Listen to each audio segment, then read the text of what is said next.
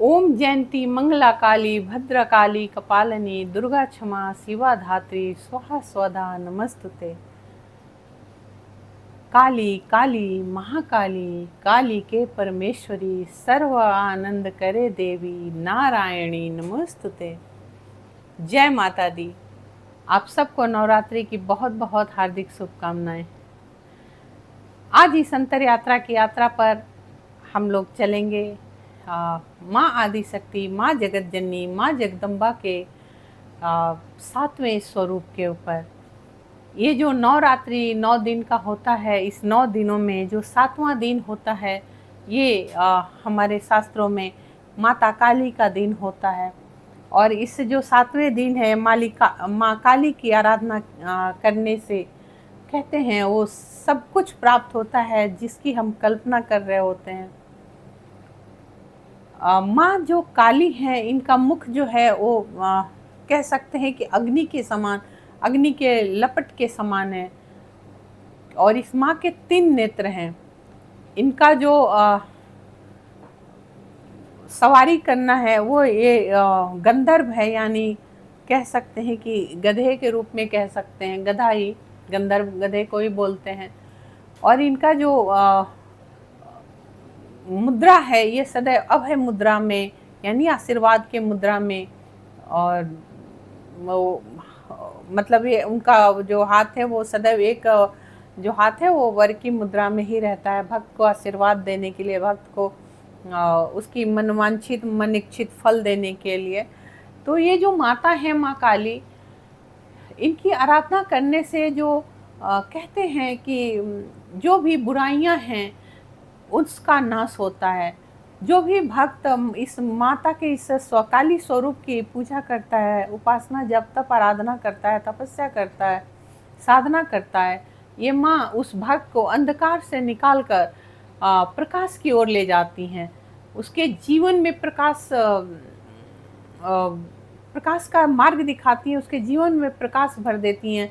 खुशियों का प्रकाश, आरोग्यता का प्रकाश, समृद्धि का प्रकाश, सौम्यता का प्रकाश, हर तरह की खुशियों का प्रकाश ये माँ भर देती हैं। तो शास्त्र कहता है कि माता काली की जो भक्त जो भी तपस्या करते हैं, तो उनके लिए जो रास्ते बंद हो चुके होते हैं, एक शब्द यहाँ कह सकते हैं ब्रह्मांड की तरफ से भी जो रास्ते जिस जीव के लिए बंद हो चुके होते हैं, वो रास्ता भी ये माँ अपनी आराधना से अपने भक्त पर प्रसन्न होकर खोल देती हैं। जो भी भक्त सच्ची भावना लेकर, सच्ची श्रद्धा से इस माँ का आराधना करता है, उसके सारे मार्ग सुगम कर देती हैं, उसके रास्ते के सारे रोड़ा हटा देती हैं, कांटे हटा देती हैं, रुकावटें दूर कर देती हैं। ये सर्व मंगल करनी है, सर्व मंगल ही मंगल करती हैं। इसीलिए इनका मंत्र भी आता है, सर्व मंगल मांगल्ये शिवे सर्वार्थ साधिके शरण्ये त्र्यंबिके गौरी नारायणी नमोस्तुते। तो ये जो माँ गौरी है, जो मूल में जो आदि शक्ति है, ये सभी इन्हीं के स्वरूप हैं। यही स्वरूप माँ काली का है। शास्त्र कहता है कि जब माँ पार्वती ने जो शैलपुत्री थी, और उन्हीं की पूजा हम लोग प्रथम दिन नवरात्रि के दिन करते हैं, शैलपुत्री की। जब उन्होंने तप किया, वो ब्रह्मणी उनको ब्रह्मचारिणी हम लोग दूसरे दिन के रूप में पूछते हैं। और वही माँ जब शिव पार्वती शादी के लिए जब हाँ की, तब वही माँ चंद्रघंटा बनी। और वही माँ का स्कंद माता और सभी के होते होते, कात्यायनी के होते होते वो सप्तम काल रात्रि के रूप में आई। तो जब माता पार्वती आराधना पूजा जब तक तपस्या कर रही थी भगवान शिव को पाने के लिए, तो उन्होंने अन्न जल का त्याग कर दिया था, सिर्फ वायु के सहारे वो जिंदा रही। बाद में उन्होंने वायु पे भी अपना कंट्रोल कर लिया, वायु को भी उन्होंने रोक लिया। अंदर ही अंदर वो मतलब कहते हैं कि वायु को रोक के अंदर ही अंदर अपनी श्वासों को चलाती रही।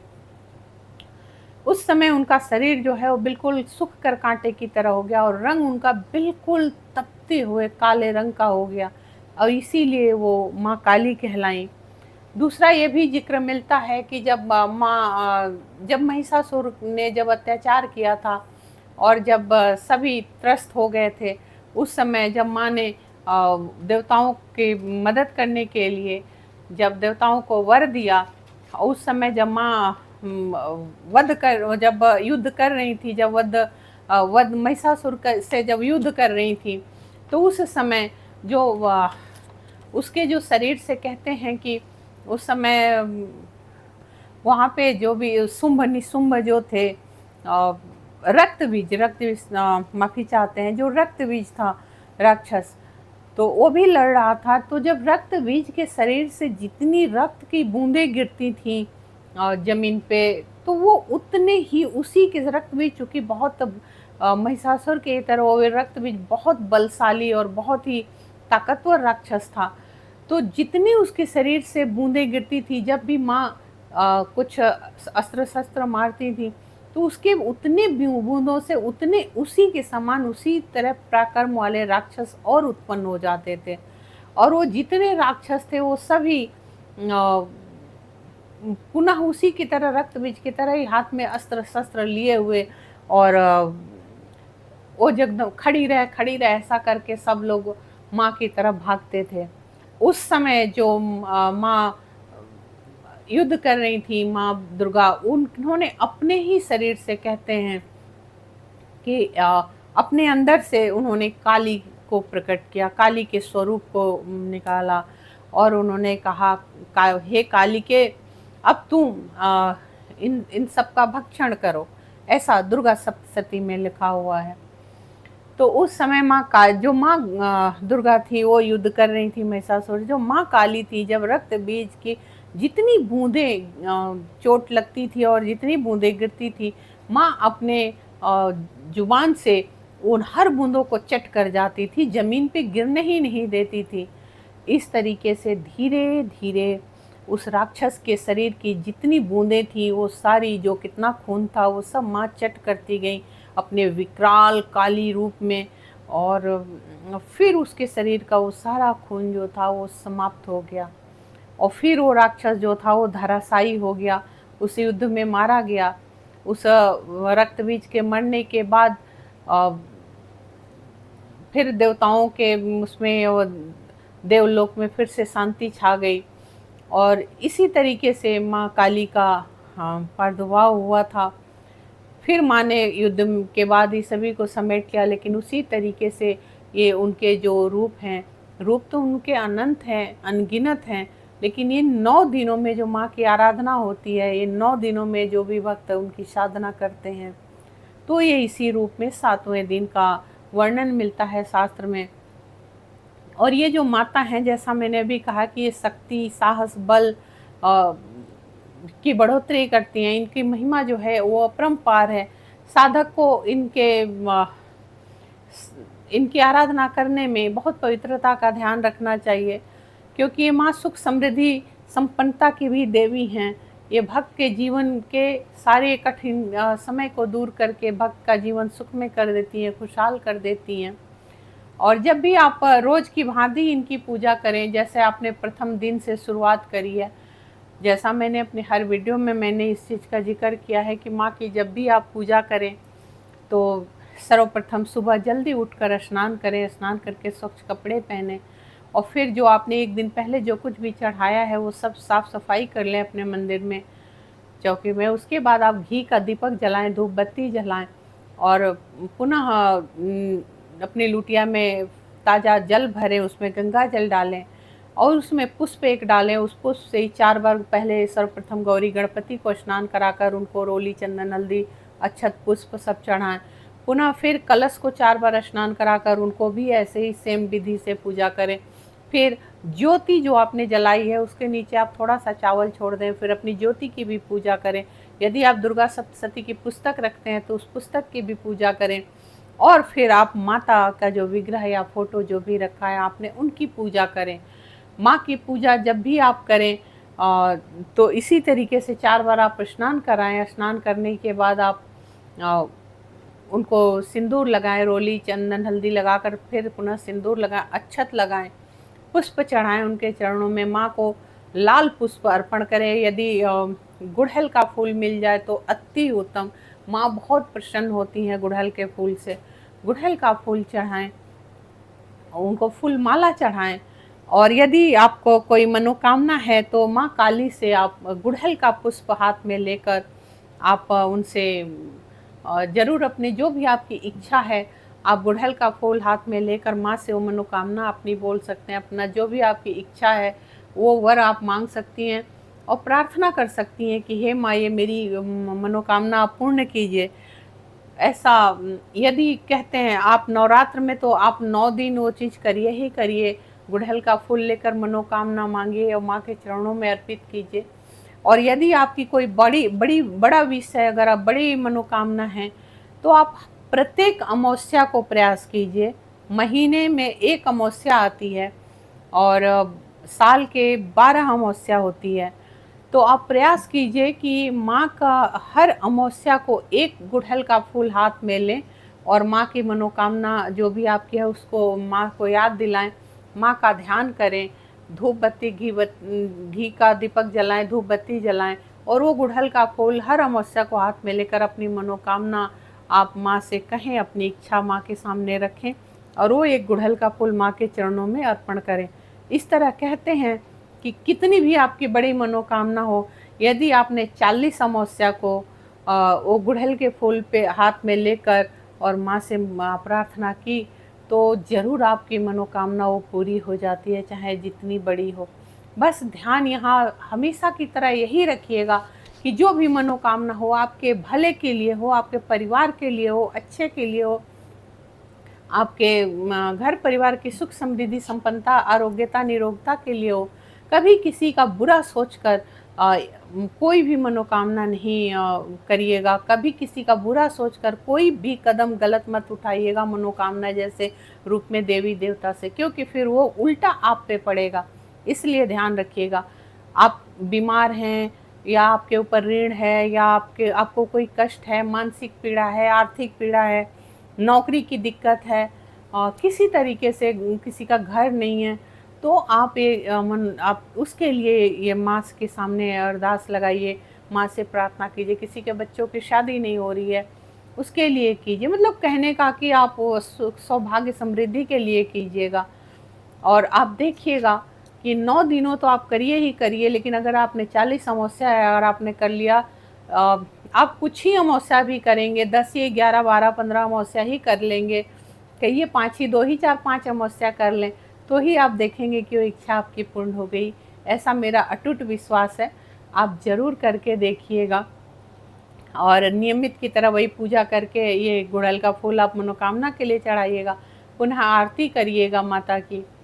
और शाम के वक्त हर वीडियो में मैंने इस बात का भी जिक्र किया है कि अगर कोई आपकी विशेष मनोकामना है तब तो आप सिद्धि कुंजिका का संकल्प लेकर 9 दिन का पाठ करिएगा, और नहीं है तो ऐसे कोई, अगर आप नहीं संस्कृत के श्लोक नहीं बोल सकते हैं, नहीं पढ़ सकते हैं, तो आप पान के पत्ते पे आरती मैंने अपनी लगभग हर वीडियो में बताई है, वो ज़रूर कीजिए।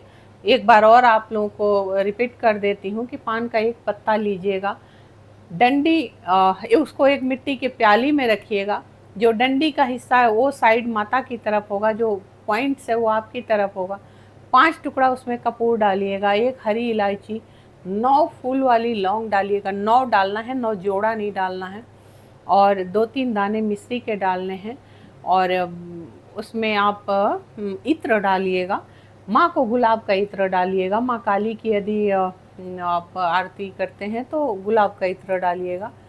और फिर माँ को 4 बार पैर पे दिखाइएगा, 2 बार उनकी नाभि के सामने और 1 बार उनके चेहरे के सामने, और 7 बार उनको पूरे उनको औरा जो है उनका, माँ का जो विग्रह या फोटो है उस पर घुमाइएगा, यानी 14 बार उनकी आरती करिएगा।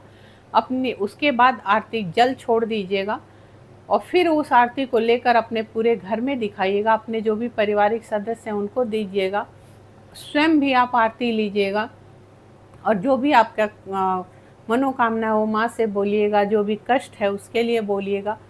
माता ज़रूर पूरा करती है, क्योंकि माँ जो है ये बहुत दयालु है, इनका हर स्वरूप जो है बहुत दयालुता से, निर्मलता से, कोमलता से भरा हुआ है। इनकी आँखों से जो एक माँ, जो एक स्ट्रिक्ट मदर होती है, जो सख्त मदर होती है, माँ होती है, तो उसका क्रोध भी होता है, लेकिन उस क्रोध के पीछे अपने बच्चे के लिए बहुत प्रेम होता है, अथाह प्रेम भरा होता है। ये माँ भी जो है, देखने में ये लगेगा वैसे, लेकिन इनका एक हाथ जो होता है हमेशा आशीर्वाद की मुद्रा में अपने बच्चों के लिए होता है। वो जो स्वरूप है उनका काली का, वो राक्षसों के लिए है, राक्षस रूपी लोगों के लिए है। लेकिन जो माँ का अंदर का जो हृदय है, जो उनकी आंखों से झरझर झरती जो ममता है, वो अपने बच्चों के लिए है, वो अपने भक्तों के लिए है। तो प्रयास कीजिएगा कि माँ से बहुत निर्मलता से, पवित्रता से माँ से प्रार्थना कीजिएगा, माँ से मांगिएगा। ये माँ ज़रूर पूरा करती हैं। और ये माँ कितने भी बड़े जो कहते हैं कि राक्षस हो, उसका संहार भी करती हैं, राक्षस रूपी लोगों का भी संहार करती हैं। जो भी माँ के भक्त हैं, अगर इनके भक्तों पे थोड़ी भी आँच आती है, जो माँ के भक्त हैं, अगर उनको कोई व्यक्ति सताता है, रुलाता है, तड़पाता है, या किसी तरह से कोई कष्ट देता है, तो ये माँ उसे छोड़ती नहीं है। ये अपने भक्तों की तकलीफ़ बिल्कुल नहीं बर्दाश्त करती हैं। अगर इनके भक्तों को किसी ने भी सताया, तो ये माँ देर सवेर उसको ज़रूर सजा देती हैं, क्योंकि इनको ये बिल्कुल बर्दाश्त नहीं है कि उनके बच्चों को कोई राक्षस रूपी इंसान तकलीफ़ दे, पीड़ा दे। तो इसलिए इस माँ की आराधना करना बहुत सर्वोत्तम होता है। ध्यान रखिएगा, नियमित की तरह पूजा पाठ स्वच्छता से कीजिएगा, नियम से इनकी आरती पूजा करिएगा, क्योंकि ये जो माँ हैं, कहते हैं ना, विदेही देवी कल्याण विदेही परमाश्रियम रूपन देही जयन देही यशो देही दिशो जही। ये जो भगवती हैं, ये सर्वत्र हैं। और ये जो भगवती हैं, या स्वयं सुक्तुना भुवनी स्वलक्ष्मी पापात्मना कृतय धैर्य सुबुद्धि श्रद्धा संता कुलजन प्रभस्य लज्जाता तो अनता संप्रपालय देव विश्वम। ये जो माँ है, ये हर रोगों का, हर तरीके के तकलीफ़ों का भी दूर करती हैं। एक मंत्र है माता का, अगर आप बहुत बीमार हैं, बहुत कष्ट में हैं, शारीरिक कोई कष्ट है, तो भी आप ज़रूर उसको पढ़ेंगे। दुर्गा सप्तशती के यदि आप देखेंगे, सप्तश्लोकी मंत्र जो पहले ही पन्ने पे है, उसमें भी आपको सेकंड नंबर पेज पे मेरे ख्याल से मिल जाएगा। रोग आना शेषाना पंसी तुष्टा रुष्टा तो कमान सकलाना विष्टान तोम आसनाना विवना राणा तोम रसता प्रंते। हे माँ, जो तुम्हारी शरण में आ जाता है, उसको कोई रोग नहीं छू सकता, उसे कोई ऋण नहीं छू सकता। जो तुम्हारी शरण में आकर माँ कहकर पुकारता है, तुम उसकी प्रार्थना सुनती हो, तुम उसके सारे विपदा, सारे कष्ट, सारे रोग हर लेती हो। हे माँ, तुम्हारे रहते कोई भी परेशान नहीं हो सकता, कोई कष्ट में नहीं हो सकता। माँ, तुम्हें प्रणाम है, बारंबार प्रणाम है, बारंबार प्रणाम है। तो इसी भावना के साथ आप लोग करिएगा। माँ का जो मंत्र है, जो बहुत हर वीडियो में मैंने बहुत छोटा सा मंत्र आप लोगों को बताया है, यदि कर पाएँ तो ज़रूर बोलिएगा। ओम काल रात्रे नमः, ओम काल रात्रे दिव्ये नमः, ओम ह्रीं काल रात्रे दिव्ये नमः। इस मंत्र से माँ की पूजा करिएगा। माँ का जो रंग है वो काला है, तो या तो माँ को उस दिन, वैसे हमारे धर्म में कहते हैं कि काला रंग या बैगनी रंग या ब्लू रंग के वस्त्र जो है वो नहीं पहनकर पूजा आराधना करनी चाहिए। काला वही पहनते हैं जो तंत्र विद्या करते हैं, जो तांत्रिक होते हैं, जो अपनी साधना को जागृत करते हैं, उनके लिए काला मान्य है। और बाकी हम गृहस्थों के लिए काला मान्य नहीं है। तो आप लोग लाल वस्त्र पहनकर माता की पूजा कीजिएगा। माता को लाल वस्त्र अति प्रिय है, लाल फूल अति प्रिय है। और ये जो काल रात्रि है, अगर किसी की ग्रह दशा यदि कोई खराब चल रही है, माता काली की पूजा करने से अहम बात है, इसको ज़रूर आप लोग नोट कर लें कि माँ, जिसके भी ग्रह दशा खराब हो, वो माँ काली की आराधना ज़रूर करे, क्योंकि एक माँ काली हैं जो सभी 9 ग्रहों को अपने वश में करके रखती हैं। ये 9 ग्रहों को अपने भक्त के अनुकूल कर देती हैं। 9 ग्रह आपका कुछ नहीं बिगाड़ सकते, कोई भी ग्रह क्यों ना खराब हो। इन 9 ग्रहों में किसी ग्रह की इतनी क्षमता नहीं है कि आपका कुछ भी वो बाल बांका कर सके, अहित कर सके।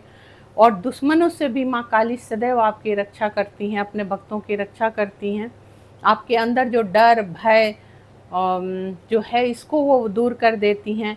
आप जो भयभीत रहते हैं उससे आपको निडर बना देती हैं, निडरता देती हैं। तो इस माँ को ये जो है शक्ति स्वरूपा हैं, माँ की आराधना पूजा जब तक ज़रूर करनी चाहिए। और माँ जो है इनका जो कहते हैं कि इनके जो 3 नेत्र हैं और इनका मुख जो अग्नि के समान है, लेकिन फिर भी अभय मुद्रा सदैव धारण किए रहती हैं। तो माँ जो काली की जो भी आराधना करते हैं, शास्त्र कहता है कि माता काली अपने भक्त की मनोकामना जरूर पूरी करती हैं। ये जो माँ हैं ये कहने को वही है। माँ तो एक हर वीडियो में जैसा मैंने बताया ही है कि मूल में एक ही हैं। दुर्गा सप्तशती यदि आप अध्ययन करते हैं तो ज़रूर कीजिएगा।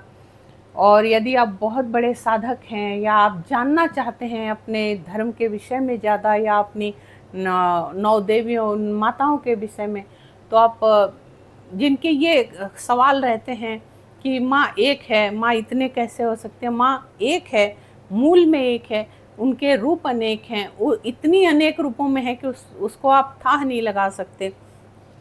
यदि आप अध्ययन करते हैं, आप अध्यात्म के रास्ते में, तो दुर्गा सप्तशती का मूर्ति रहस्य ज़रूर पढ़िए। आपको सारा कॉन्सेप्ट आपका क्लियर हो जाएगा कि मूल में एक हैं और उसी माँ के सभी स्वरूप हैं, सभी उसी माँ के रूप हैं। लेकिन उसके लिए यहाँ हिदायत दूंगी मैं कि यहीं नहीं पढ़ लीजिएगा, कोई किताब समझ के ना पढ़ लीजिएगा, यहीं नहीं आप किसी समय उठाकर पढ़ लीजिएगा, क्योंकि हमारा शास्त्र बहुत कुछ सिखाता है, सब कुछ सिखाता है, लेकिन उसके कुछ विधि हैं, कुछ नियम हैं, उसके हिसाब से ही आप उसको करेंगे तो अति उत्तम होगा, उत्तम फलदायी होगा। इसीलिए दुर्गा रहस्य जब यदि आपको जानना हो, मूर्ति रहस्य यदि पढ़ना हो दुर्गा सप्तशती में, तो आप उसके लिए रात में 10 बजे आप स्नान करके स्वच्छ कपड़े पहनकर घी का दीपक जलाकर धूप बत्ती जलाकर फिर जो गीता प्रेस की है ये पुस्तक दुर्गा सप्तशती जो आती है उसमें आप देखिएगा। आप 13 अध्याय उसमें आगे जब बढ़ेंगे 13 अध्याय करके उसके बाद मूर्ति रहस्य है वो पढ़िएगा, लेकिन श्रद्धा भावना से पढ़िएगा। अपने जानकारी के लिए, अपनी जिज्ञासा को शांत करने के लिए पढ़िएगा, भाव से पढ़िएगा, भक्ति से पढ़िएगा, क्योंकि ये भक्ति की देवी हैं, ये शक्ति की देवी हैं। ये कोई भी भक्त की चालाकी बर्दाश्त नहीं करती हैं। ये अपने भक्तों को मनवांछित फल देने की सामर्थ्य है इनकी, ये मनवांछित फल देकर भक्त को झोली भर देती हैं, लेकिन भक्त की चालाकी, भक्त की धूर्तता बिल्कुल बर्दाश्त नहीं करती हैं। इसलिए आप इंसानों को, इंसान आजकल धोखा दे रहा है जो कितना गलत है, तो भक्ति में आप अपने भगवान को, अपनी देवी देवता को, अपने धर्म को धोखा देने की कभी मत सोचिएगा। अच्छे के लिए पढ़िएगा, अच्छी नीयत लेकर पढ़िएगा, नीयत साफ रखिएगा। और यही आचरण आप, मैं यही कहूँगी सभी से, मेरा यही प्रयास रहता है कि अपने आचरण को आप इतना शुद्ध और भक्ति मय और प्रेममय रखिएगा कि किसी को धोखा देने का कहीं कोई सवाल मत रखिएगा। जो इंसान जितना निश्चल है, जितना वो पवित्रता और सात्विकता के साथ रहता है, वो कभी किसी को धोखा नहीं देता है। बहुत लोग दुनिया में हैं जिन जो कहते कुछ हैं, करते कुछ हैं, जिन जो दिखाते कुछ हैं, उनके अंतर मन में कुछ होता है। तो ऐसे लोगों को कोई इच्छा पूरी नहीं होती, ऐसे लोग धूर्तता में ही रह जाते हैं। और जो भक्त सात्विकता लिए, बेशक उसके पास कुछ भी नहीं होगा, एक फ़कीर की तरह भी क्यों ना होगा, लेकिन उसके वो जो चाहेगा परमात्मा उसको समय पर दे देगा। भले उसके पास करोड़ों अरबों की संपत्ति नहीं रहेगी, लेकिन जो उसकी इच्छा हो जाएगी तो परमात्मा स्वतः ही कहीं ना कहीं से उसकी व्यवस्था कर देगा। ये फ़र्क पड़ता है एक आध्यात्मिक और सात्विक इंसान के लिए, एक सच्चे व्यक्ति के साथ, एक सच्चे मनुष्य के लिए, कि वो अपने लिए कुछ मांगे ना मांगे, वो दूसरों के हित की सोचता है। वो दूसरों के लिए भी जो कुछ ईश्वर से प्रार्थना कर लेगा, मांग लेगा, तो उसकी इच्छा जरूर दूसरों की पूरी हो जाएगी। वो अपने लिए, कोई भी इंसान जो संतुष्ट इंसान है, जो ईश्वर में पूर्ण आस्था, विश्वास और भक्ति रखता है, वो अपने लिए शायद ही कभी कुछ मांगता है, दूसरों के लिए मांग लेता है, वो पूरा हो जाता है। ये हमारे जो अध्यात्म के मार्ग हैं, ये कभी भी व्यर्थ नहीं जाते। जो भी इंसान अपने धर्म का यथाविधि पालन करता है, अपने धर्म में विश्वास रखता है, उसकी हर मनोकामना ये माँ पूरी करती हैं। तो फिर मिलेंगे। माँ का ध्यान करिए, पूजन करिए, आराधना करिए, जप तप साधना करिए, उपवास करिए। माँ आपकी हर इच्छा पूर्ण करें। मेरे यही माँ से प्रार्थना है कि जो भी मेरे भाई बंधु जो भी मेरे साथ जुड़े हैं, उन सब की झोली माँ भर दे, सबकी खाली झोली भर दे, सबकी मनोकामना पूर्ण करे। जग सुखी तो मैं सुखी। जब आप सभी सुखी रहेंगे, हम भी सुखी रहेंगे। सोच भला तो हो भला। फिर मिलेंगे। जय माता दी, जय माँ काली।